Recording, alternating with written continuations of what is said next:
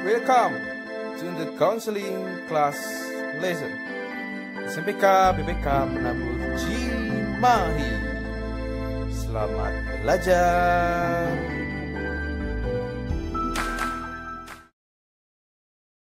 Hai Sobat BK, bertemu lagi dengan saya di dalam counseling class lesson. Dan pastikan Sobat BK sebelum mengikuti kelas ini sehat hatinya, sehat pikirannya, sehat emosinya, sehat perilakunya, dan sehat tubuhnya.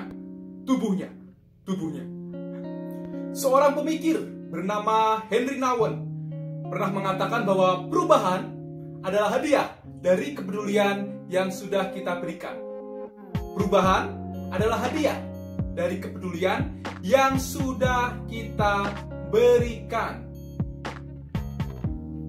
Hari ini kita akan belajar bersama-sama tentang sebuah kepedulian. Kepedulian terhadap siapa? Terhadap keluarga kita. Nah, bersama saya kita akan masuk ke dalam tema Hope for our family. Hope for our family. Sobat TK semua, jika Anda mendengar kata keluarga dalam pikiran Anda, apa yang terlintas? Oh, keluarga saya adalah keluarga yang harmonis. Keluarga adalah tempat di mana saya merasa nyaman. Oh, papa saya sangat baik kepada saya, selalu membelikan ini itu, selalu memperhatikan saya. Oh, ibu saya tidak pernah marah-marah, dia selalu memberikan saya kasih. Oh, adik saya, kakak saya tidak pernah berantem dengan saya. Atau, oh, saya paling malas nih di keluarga. Saya paling gak nyaman kalau ada di rumah. Bosen rasanya, pengen keluar, pengen main terus. Atau saya males sama adik saya, sama kakak saya, isinya cuma berantem terus-menerus. Dan saya nggak suka nih sama orang tua saya, sama papa saya, sama mama saya dicuekin terus-menerus. Saya nggak pernah dikasih, atau saya dimarah-marahin terus, dikit-dikit dimarahin, dikit-dikit marahin, dikit-dikit dimarahin, dikit-dikit dimarahin, dikit-dikit dimarahin, dikit-dikit dimarahin. Nah, itu adalah dua hal ketika kita mendengar kata keluarga pada umumnya. Betul? Betul? Ada senang dan ada tidak senang. Ada senang dan ada hal yang tidak senang. Dan senang atau tidak senang itu biasa terjadi di dalam kehidupan. Dalam kehidupan ada ketika kita merasa senang dan ada saatnya ketika kita merasa tidak senang. Begitu juga di dalam keluarga. Kadang kita merasa nyaman, kadang kita merasa tidak nyaman. Di dalam setiap keluarga pasti ada dinamikanya masing-masing. Ada apa? Ya betul, dinamikanya masing-masing. Nah, kita perlu sadari itu, kita perlu tahu dinamika itu. Nah, kira-kira dinamika itu terjadi karena siapa? Gitu. Jangan-jangan kita yang tidak memberikan respon yang tepat kepada orang tua kita. Nah, sekarang adalah bukan saatnya lagi menyalahkan orang lain. Oh, papa saya galak. Oh, mama saya selalu nyerewetin saya terus-menerus. No, stop, please stop. Jangan salahkan orang lain.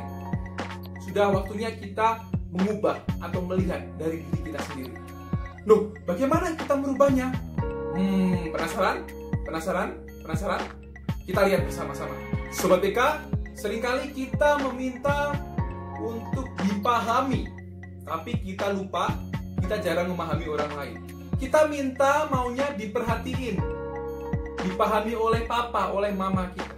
Tapi pernah nggak kita belajar memahami orang tua kita? Misalnya, oh kelihatannya papa lagi capek nih pulang kerja. Nah, kita berusaha memahami, betul? Atau pak, capek ya pulang kerja. Kita berusaha memperhatikan sebelum kita diperhatikan. Ingat, Sobat BK semua sudah remaja, bukan anak-anak lagi. Jadi sudah saatnya kita berusaha memahami orang lain. Bukan diri kita terus-menerus yang ingin dipahami. Oleh karena itu, kita perlu ubah. Bukan kita menyalahkan orang lain, tetapi bagaimana respon kita ke orang lain. Bukan kita menyalahkan orang lain, tapi bagaimana respon kita ke orang lain. Nah, ini perlu kita coba ketika kita punya sebuah harapan kepada keluarga kita. Ada sebuah beban, ada sebuah salib yang harus kita pikul ketika kita mau keluarga kita bertumbuh, ketika kita mau keluarga kita menyenangkan. Apa yang diubah? Respon kita. Ya, betul, respon kita. Stephen R.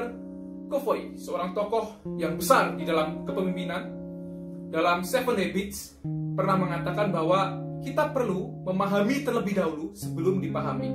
Kita perlu memahami terlebih dahulu orang lain sebelum dipahami. Nah, mari kita terapkan bersama-sama di dalam keluarga kita, memahami dulu sebelum dipahami.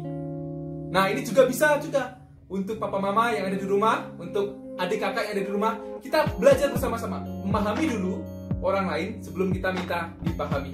Siap belajar? Oke? Selamat belajar.